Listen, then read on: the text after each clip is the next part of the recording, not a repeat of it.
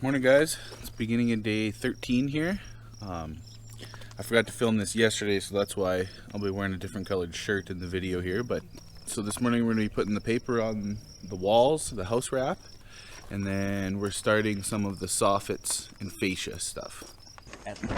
If we start in the back corner, this will be facing the right way. It doesn't matter. If you care about that, then let's do it. I don't care about that. Not at all. Couldn't care less.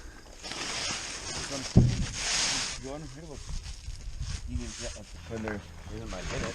So let me get past where you're going to roll the scaffolding. Yeah.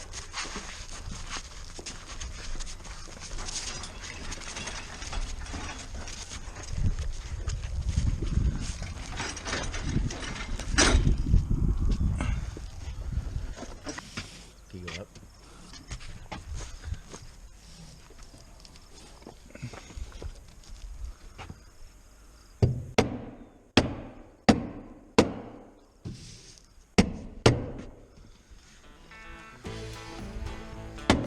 Here's the time lapse of us starting out the house wrap. We're just using the hammer tacker to go along and staple it down. Off-road scaffold!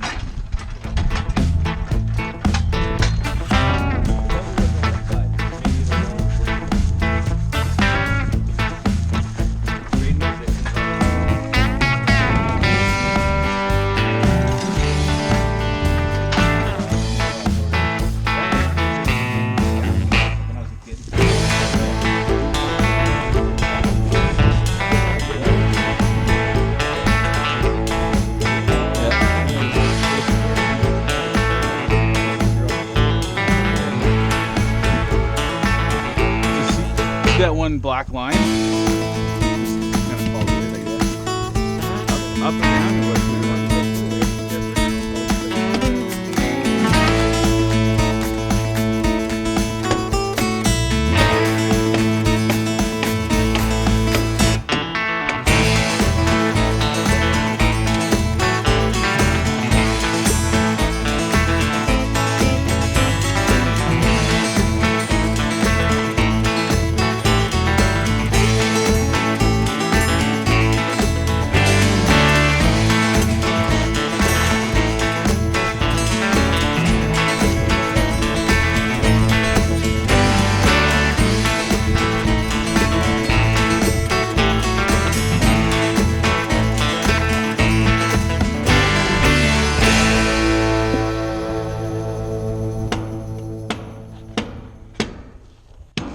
Oops. It's still okay? I kind of moved.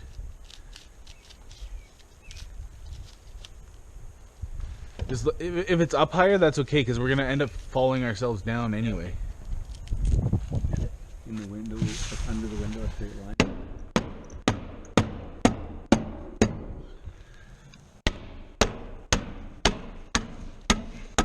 Hey man, buddy of mine? So you don't go right in the corner? Yeah. To not right in the corner.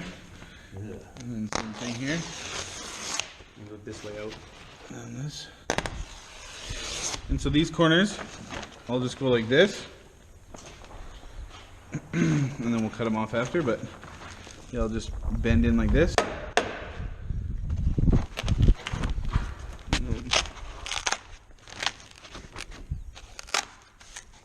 Yeah.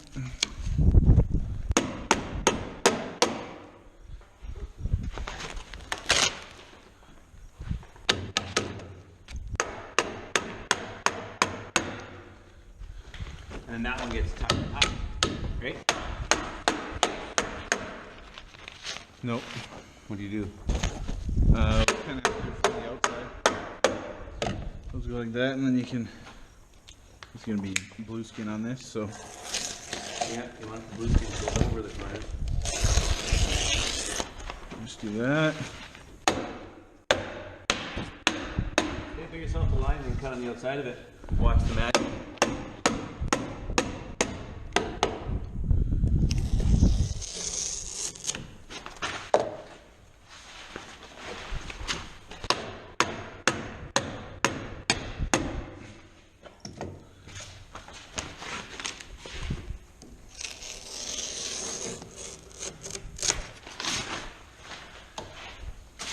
So now you fold it up.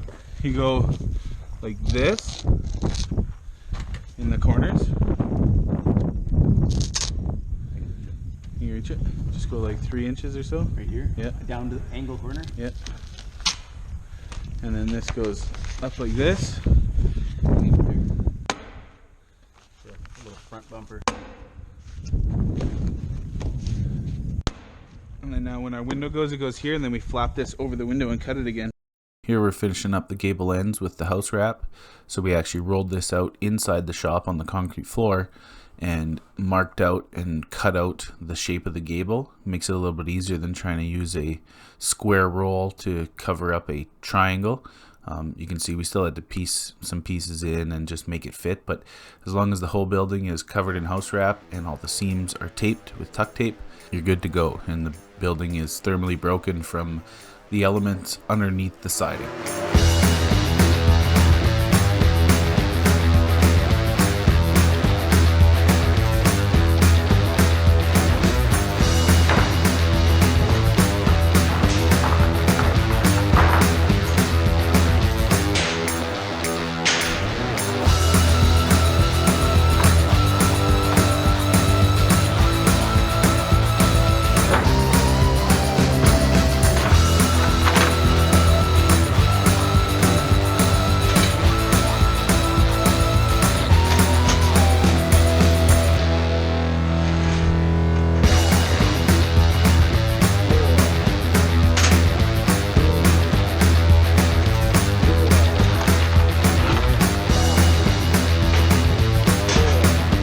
So we finished up the house wrap on the whole shop here, so we're starting a different job.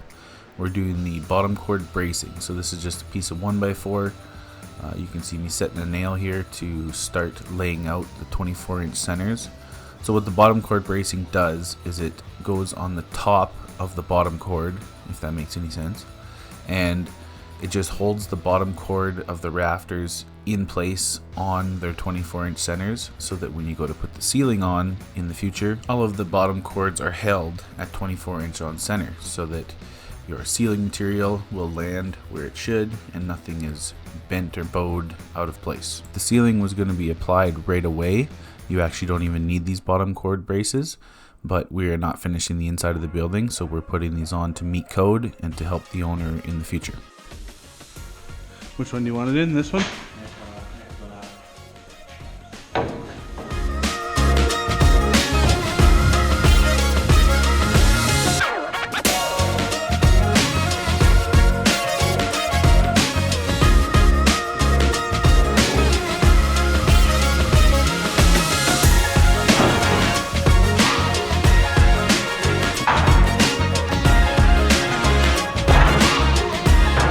So here I think you can see what I was talking about, how that 1x4 is on the top of the bottom cord. So the bottom cord is like the bottom of the rafter where the ceiling would be applied in the future. So that 1x4 rests on top of it, and those layout marks that you seen me make a couple of clips ago was so that when Joel has this board up there in the rafters, he can see where those rafters are supposed to land. And you can see us moving, pushing and pulling the rafters into their place. The engineer's report that came with the rafters said that the bottom cords could not span larger than 10 feet without a bottom cord brace. So we're putting 2 of these on and making sure they're less than 10 feet apart. So we finished the bottom cord bracing. We're starting a new job here. We're putting the J-trim on for the soffits. So I'm just using a level here to level across from the bottom of the fascia to the wall, and I'll be putting a mark on the wall, and that'll signify where the top of our J-trim will go that holds the soffits.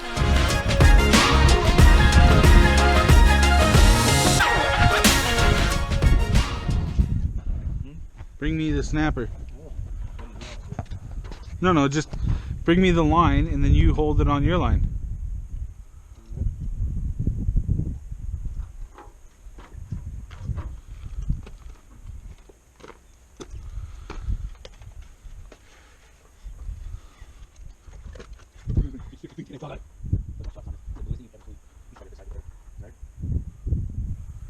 Pull as tight as you want.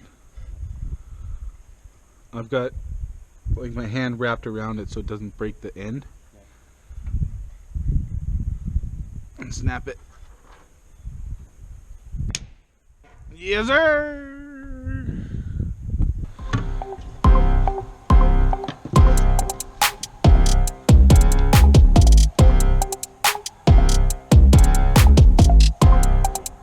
Here I'm doing the same thing as before, except for I'm up at the peak of the gable side. I'm going to do this on both sides of the gable. That way we can snap a chalk line down both sides.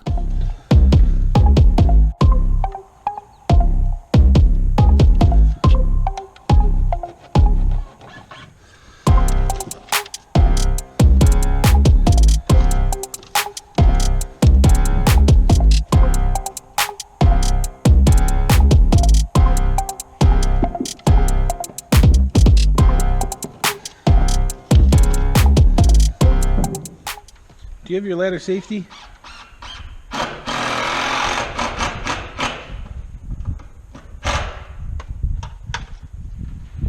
That. Thank you.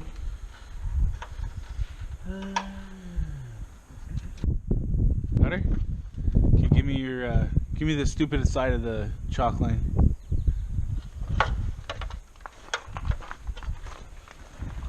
Here, give me the. I'll get that out of your way. Here you go, Bogue. I'm gonna guard that.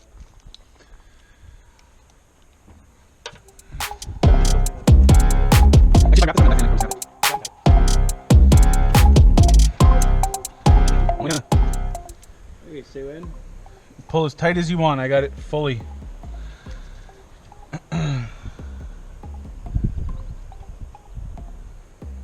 Snap it again. So here's that metal J-trim. It's gonna hold one side of the soffit, and the other side of the soffit's gonna go to the bottom of the fascia.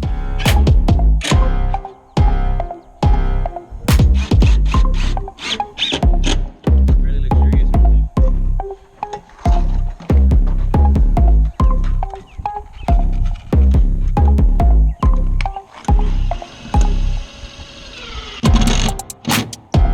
Here's the time lapse of us installing the J-trim.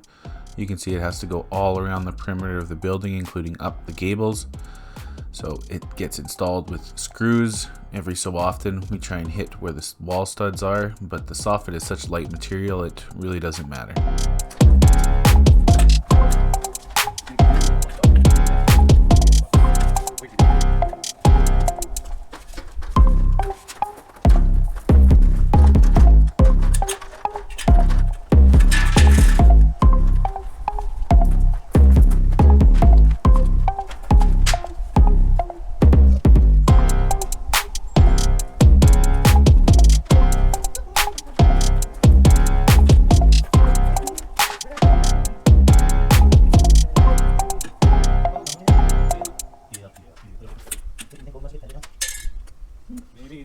Hey guys, it's the end of the day here.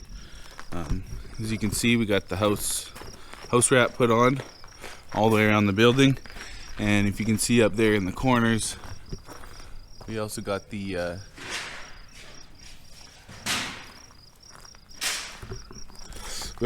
J-trim put on some of the building for the soffits. So tomorrow I think what we're gonna do is we're gonna have shingles, so we're gonna finish doing the shingles and then keep going on soffits and fascia. So you can see the back of the building here. We got it all house wrapped.